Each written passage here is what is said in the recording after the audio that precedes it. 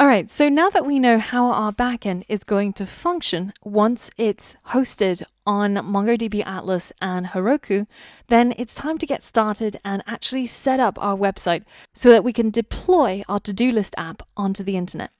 First things first, let's go ahead and sign up for a MongoDB Atlas account. So if you just click on Get MongoDB, and the first thing that it has here is sign up to the MongoDB Atlas service. Here, where it says deploy a free cluster, you're going to create a new account and you're going to click on Get Started Free. So now we're going to go through a few steps to set up our brand new cluster on MongoDB Atlas. The first thing we're going to choose is where is our cluster going to be hosted on? And the cloud provider that we're going to go with is AWS. And both AWS and Google Cloud have free tiers that are available. We're going to click on AWS and select North Virginia, where we can get a free tier for our MongoDB database without having to enter our credit card details. Next, we're going to scroll down and expand this part where it says cluster tier. At the moment, the option that's selected is M30, which gives you 8 GB of RAM and 40 GB of storage, but you're also paying 50 cents an hour. In order to get started, we're going to change our cluster to M0, which is the free tier. And you can see now we have a free forever plan, and this means that we don't have to enter any credit card details and we can learn without fear of messing up. So the nice thing about using MongoDB Atlas, as opposed to setting up our server straight up on AWS, is we can get started without having to provide any payment details, without any fear of accidentally messing something up and getting a huge bill from Amazon AWS. So this is a really, really safe environment. And if you find your website getting more and more popular, then you can always scale up at a later stage as well. Now, the next thing is we're going to use our MongoDB 3.6. Now, this is not the latest and greatest version of MongoDB, but it will work just fine as it is. Now, for cluster name, you can rename it if you wish, but for this tutorial, we're just going to keep it as cluster 0. And now we're ready to go ahead and click Create Cluster. And because they do have costs associated with these clusters, because they're paying AWS, then it's important for them to check that you are not a robot and you're not trying to take advantage of their services. All right, so now your cluster is being created, and as they say, it takes between 7 to 10 minutes to provision, and they're doing a lot of heavy lifting on the back end, setting up everything on AWS, and so we're going to come back to this a little bit later on. Now, if you go ahead and click on security, you can see that we currently have no users. Let's go ahead and add a brand new user. So I'm just going to call my user admin-Angela, and then I'm just going to enter a password that we're going to use to test with. So let's call it test123. Go ahead and enter a user and password and note down those details because we're going to use it very, very soon. And then change that user's privileges to be an Atlas admin and go ahead and add this user to our list of MongoDB users. These MongoDB users have the credentials which we'll need to be able to communicate with our database on MongoDB Atlas. And that's why we've set up usernames and passwords to make accessing our database more secure. Now, the next thing we're going to do is we're going to go over to the IP whitelist and we're going to click on Add an IP address and we're going to click on Allow Access from Anywhere and then go ahead and click Confirm. Now, this again takes a little while for it to set up, but meanwhile, if we head back over to Overview, then you can see our cluster is now set up and it's ready to go. First things first, let's go ahead and connect to our cluster. If we click on the Connect button here and go ahead and click on Connect with the Mongo shell. So first it checks to see if you already have the Mongo shell installed, which we do because we've been using it for a long time now. The next thing it says is click on the version of Mongo Shell you have to see what URL you need to connect to it. Let's go ahead and open up our hyper terminal. And we're going to just run mongo -- version. And this will tell us what is the version of our Mongo shell. And we're on 4.0.2, which is more than 3.6. So we'll click on this option. And now it gives you a URL to connect to your MongoDB cluster. And you can see that it's got the username baked in, and it's also got the URL of a test database in our cluster. So let's go ahead and copy this and paste it into our command line. It doesn't really matter where you do this from.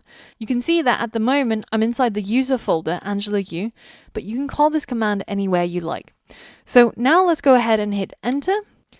Now, once I hit enter, it's going to ask me for a password. And the password that it wants, as it says here, is it has to be the one for that user that you just set up. Remember previously when we set up our users under the security tab, you need to remember what the password is that you put in here. And if you don't remember, you can also just go ahead and enter a new password and click to update the user. But if you do remember the password, so previously I set it up with test123, and now it's going to link up to my MongoDB server on Atlas. And now we no longer see our prompt from the command line, and instead we now have an active session with the MongoDB shell running on the Atlas cluster. Now here you'll see a warning where it says shell and server versions do not match, because if you scroll up and if you remember, our shell version is 4.0.2. But remember, when we're working with free instances on MongoDB Atlas, at least currently anyways, they're limited to 3.6. So that's why it doesn't match, but it doesn't affect us at all. So don't worry about that warning. Now that we're inside our Mongo shell, and if you remember, previously we had to have another tab that was running MonGod for this to work, but currently we actually don't have that at all. And instead of MonGod, we're now connected to the cloud-based cluster. And we can start typing in Mongo commands such as show DBs. And there is an admin and there's a local DB. Now, what if we wanted to see if we were definitely connected to this same cluster? Well, we can go ahead and click on collections under our cluster, and we can create a new database. Let's just call our database test, and our collection name also test. Hit create. And now we're going to add a new piece of data to this collection. And to do that, we just click on insert document, and we'll call it new data. Welcome to your database. All right, and now let's hit insert and put that data into our test collection inside our test database. And if we go back to our Mongo shell and we say show DBs again, now you can see we have this new database called test. And if we say use test, then show collections, you can see we've got a single collection called test. And then we can say db.test.find all. And you can see that new data that I inserted just now. This is pretty cool. Now we're able to connect to our cluster using our Mongo shell.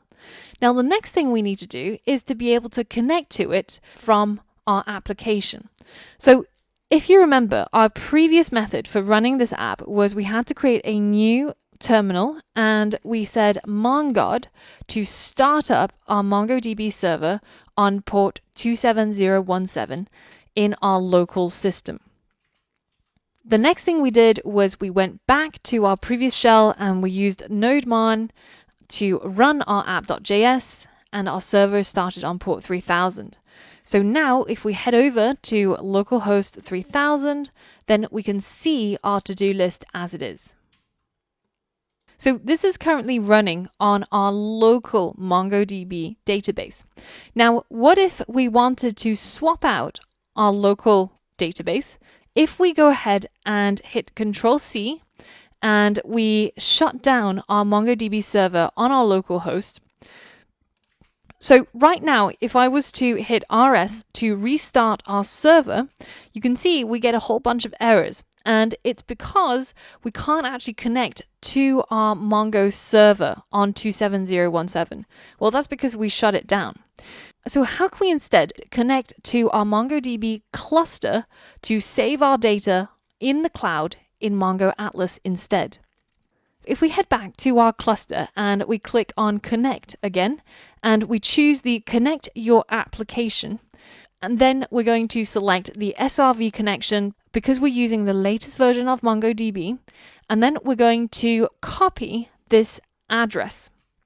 So now if we copy that address and we go back into our app.js, we can now select all of this string other than the last part where we're creating our database, and we can replace it with that string that we just copied.